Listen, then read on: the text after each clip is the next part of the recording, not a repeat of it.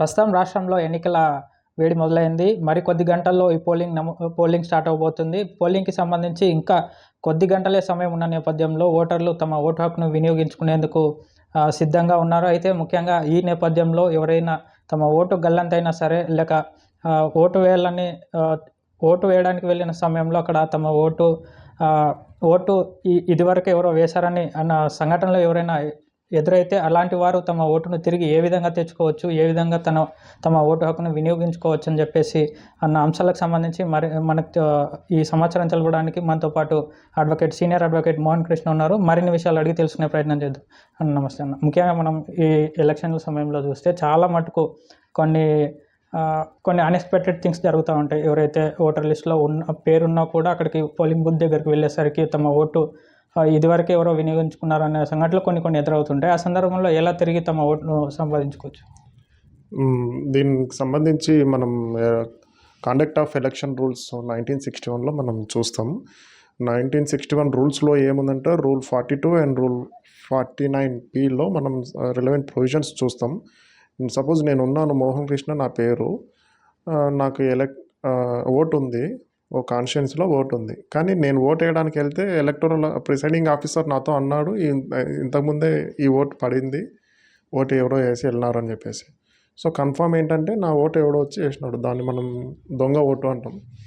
So మనం అప్పుడు ఏం చేయొచ్చు అంటే rule 42 and rule 49P 1961 rules కింద నాకు టెండర్డ్ ఓటు కల్పించండి అని మనం ప్రిసైడింగ్ ఆఫీసర్ని అడగాలి. ఆ టెండర్డ్ ఓటు కల్పించండి అంటే ఏంటంటే ఇప్పుడు ప్రిసైడింగ్ ఆఫీసర్ ఏం చేస్తారు, టు హిస్ సాటిస్ఫాక్షన్ కొన్ని క్వశ్చన్స్ అడుగుతారు మన ఐడెంటిటీ ప్రూవ్ చేయడం కోసం. ఆయన అడిగిన క్వశ్చన్స్కి మనం సాటిస్ఫాక్టరీలీ ఆన్సర్ చేసినామంటే మనకు ఒక టెండర్డ్ ఓటు కల్పిస్తారనమాట. బ్యాలెట్ పేపర్ ఒకటి ఇస్తారు. ఆ బ్యాలెట్ పేపర్లో మనం మన వేయాలనుకున్న అభ్యర్థికి మనం ఓటేసి దాన్ని మడత పెట్టేసి బ్యాలెట్ బాక్స్లో మనం వేయడానికి అవకాశం ఉంటుంది. ఈ ఫామ్స్ ఎట్లుంటాయంటే ఇప్పుడు టెండర్డ్ ఓట్స్కి సంబంధించి రూల్ 42 సబ్ రూల్ 2కి సంబంధించి ఫామ్ 15లో డీటెయిల్స్ ఫిలప్ చేస్తారు. ప్రతి ఫామ్లో ప్రిసైడింగ్ ఆఫీసర్ సిగ్నేచర్ ఉంటుంది. రూల్ 49Pకి సంబంధించి ఫామ్ 17 అండ్ ఫామ్ 17B ఉంటుంది. అవసరమైతే థంబ్ ఇంప్రెషన్ లేకపోతే సిగ్నేచర్ తీసుకోవాలి. ఆ సీరియల్ నెంబరు గతంలో మనది అదే ఇంతకుముందే ఓటు వేసిపోయిన వ్యక్తి ఉంటారు కదా, దానికి సంబంధించిన సీరియల్ నెంబరు ఆ డీటెయిల్స్ కూడా అన్నీ ఎంటర్ చేసుకొని చక్కగా టెండర్డ్ ఓటు కల్పిస్తారు. మనం స్పష్టంగా చెప్పాలి, సాటిస్ఫాక్టరీగా ఆన్సర్ చేయాల్సి ఉంటుంది ప్రిసైడింగ్ ఆఫీసర్కి. ఒకవేళ మనం చేసిన అప్పీల్కి ప్రిసైడింగ్ ఆఫీసర్ సాటిస్ఫై కాకపోతే మనం మళ్ళీ ఏ విధంగా మన ఓటును తెచ్చుకోవడానికి ప్రయత్నించవచ్చు? ఇప్పుడు మనం ప్రిసైడింగ్ ఆఫీసర్ అవకాశం కల్పించకపోతే మనం అప్పటికప్పుడు చేసేదంటూ ఏముండదు.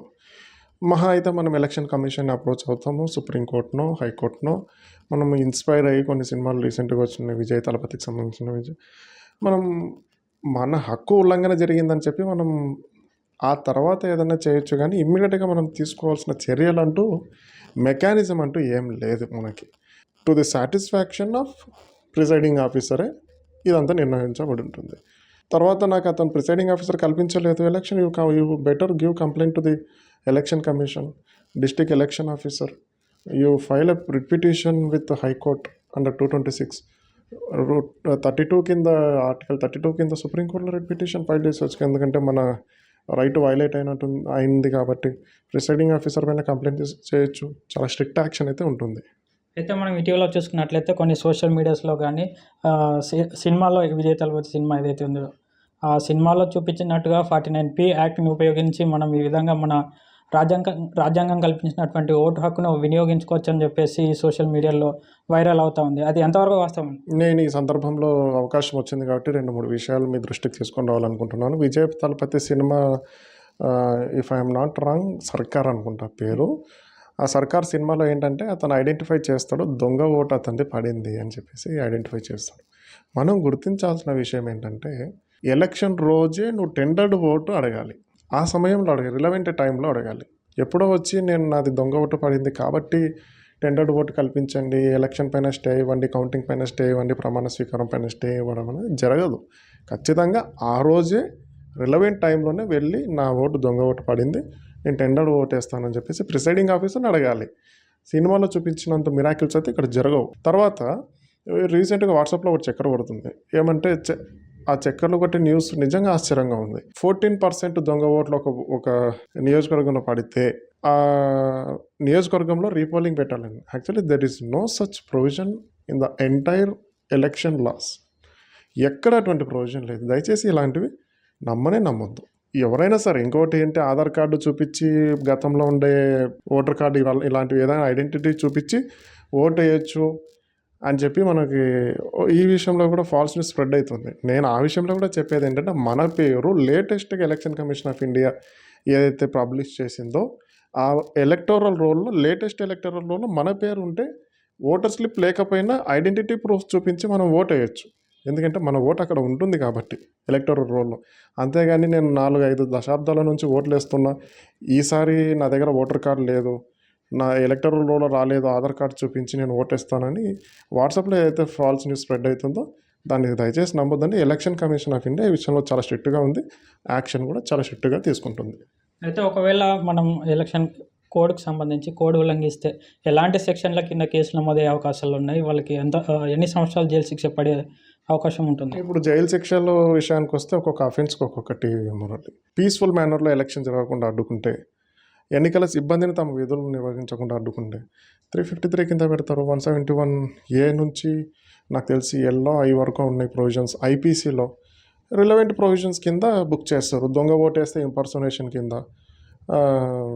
Law and order situation create అయిందంటే ఖచ్చితంగా ఈ ఫ్లయింగ్ స్క్వాడ్స్ తిరుగుతున్నారు, నిమిషాల మీద యాక్షన్ ఉంటుంది, వెంటనే క్రైమ్స్ రిజిస్టర్ చేస్తున్నారు ఐపీసీ ప్రొవిజన్స్ కింద. ఎలక్షన్ లాస్ ఉన్నాయి మనకి చక్కగా. ఒక్కొక్క అఫెన్స్కి సంబంధించి ఒక్కొక్క టర్మ్ ఆఫ్ ఇంప్రిజన్మెంట్ సెంటెన్స్ అన్నది ఉంటుంది మురళి.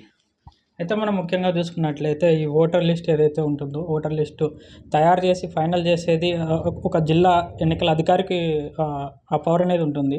ఒకవేళ అధికారి ఏదైనా తప్పులకు పాల్పడితే వాళ్ళ మీద ఈసీ ఎలాంటి చర్యలు తీసుకుంటుంది? ఒకవేళ ఎవరైనా అట్లా అధికారి తప్పు చేశాడని చెప్పి కోర్టుకు వెళ్తే కోర్టు అధికారి మీద ఎలాంటి యాక్షన్ తీసుకుంటుంది? మనం రీసెంట్గా చూసాం, తిరుపతిలో కూడా ఒక ఎన్నికలకు సంబంధించి ఒక అధికారి తప్పు చేశాడని చెప్పి ఇటీవల ఐఏఎస్ అధికారికి ఇటీవల ఈసీ సమన్లు జారీ చేసింది. అదేవిధంగా కోర్టు కూడా అతనికి ఒక నోటీస్ పంపినట్లు చక్కర్లు కొడుతుంది. ఈ విధంగా ఏమైనా యాక్షన్ తీసుకునే అవకాశం ఉంటుంది? ఖచ్చితంగా ఉంటుంది. జిల్లా ఎన్నికల అధికారిగా అన్ని బాధ్యతలు సహజంగా జిల్లా కలెక్టర్ పైన ఉంటుంది. అయితే ఇక్కడ ఒక పారామీటర్ ఉంటుంది మురళి. ఏంటంటే, జిల్లా ఎన్నికల అధికారి అయిన జిల్లా కలెక్టర్ ఈ విషయంలో తప్పులకి పాల్పడినారని నిరూపించాలంటే, ఆఫ్టర్ నెంబర్ ఆఫ్ కంప్లైంట్స్ వాళ్ళ నాలెడ్జ్లో ఉన్న తర్వాత కూడా స్ట్రింజెంట్ యాక్షన్ తీసుకోలేదు, విఫలమైనారు అని కనుక మనం ఎలక్షన్ కమిషన్ని ప్రూవ్ చేయగలిగితే, సపోజ్ ఒక 10,000 కంప్లైంట్లు జిల్లా ఎన్నికల అధికారి దగ్గర వచ్చినాయి. ప్రతి కంప్లైంట్ని చాలా సిగ్నిఫికెంట్గా స్పెసిఫిక్గా డిస్పోజ్ చేయాలి. ప్రతి కంప్లైంట్ పైన స్పెసిఫిక్ ఆర్డర్ పాస్ చేయాలి. నీ కంప్లైంట్ ఇది బాబు, ఇది రిజాల్వ్ చేసినాం, ఇది అని చెప్పేసి.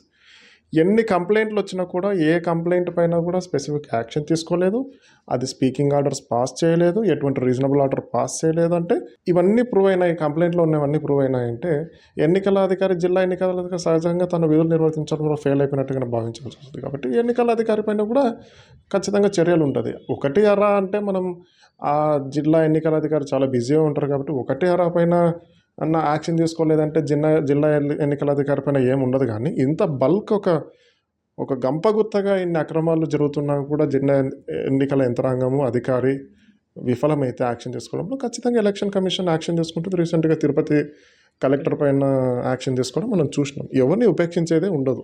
అయితే ఇంకొక లాస్ట్ క్వశ్చన్ అన్న, ఇప్పుడు ముఖ్యంగా మనం చూసుకున్నట్లయితే ఇప్పుడు ఓటర్ లిస్టు ఫైనలైజ్ చేసడానికి పవర్స్ జిల్లా అధికారి కలెక్టర్కి ఉంటాయి. అదేవిధంగా ఇప్పుడు పోలింగ్ బూత్కి సంబంధించి పోలింగ్ స్టార్ట్ అయిన ఉదయం 7 గంటలకు స్టార్ట్ అవుతుంది. తర్వాత మన రాష్ట్రంలో 6 వరకు జరుగుతూ ఉంటాయి.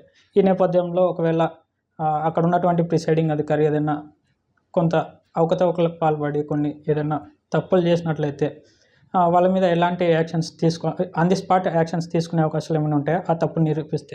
అది ఖచ్చితంగా ఉంటాయి మురళి. ఇప్పుడు ఏంటంటే, ఎవరైనా ప్రిసైడింగ్ ఆఫీసర్ కానీ, అసిస్టెంట్ ప్రిసైడింగ్ ఆఫీసర్ కానీ, ఎన్నికల సిబ్బంది కానీ ఏదైనా అవకతవకలకు పాల్పడుతున్నారంటే మనకి సివిజ్ ల్యాబ్ ఉంది, మనకి టోల్ ఫ్రీ నెంబర్స్ ఉన్నాయి.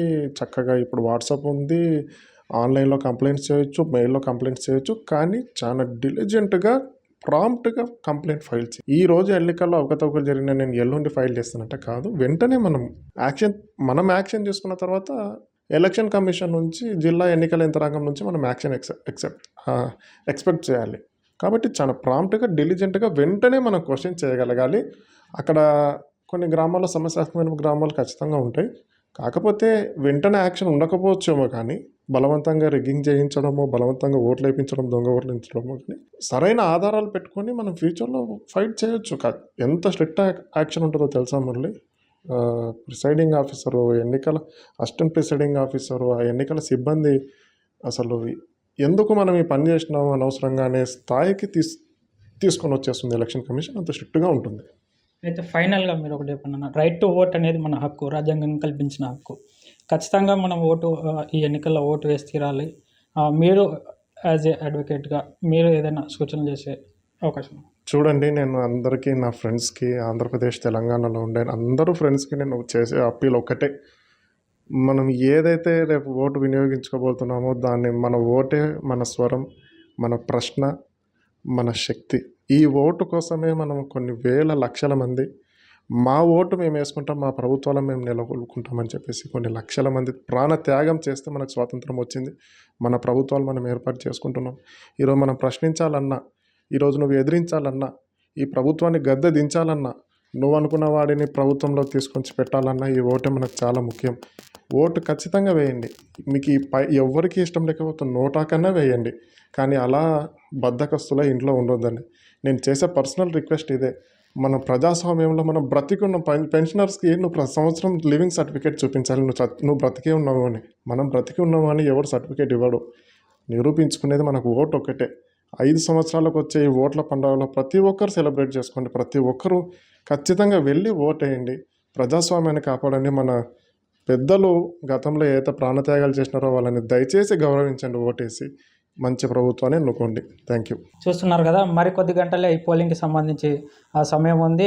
7 గంటలకి ఈ పోలింగ్ అనేది స్టార్ట్ అవబోతుంది. ఈ నేపథ్యంలో ఎవరికైనా ఓటు హక్కు వినియోగించుకోవడంలో ఎలాంటి ఇబ్బందులు కలిగినా కూడా అక్కడ ఉన్నటువంటి పోలింగ్ బూత్లో ఎవరైతే ప్రిసైడింగ్ అధికారి ఉంటారో నేరుగా ప్రిసైడింగ్ అధికారిని సంప్రదించి తమ ఓటు హక్కును ఈ విధంగా వినియోగించుకోవచ్చు అని చెప్పేసి అడ్వకేట్ చెప్తున్నటువంటి పరిస్థితి.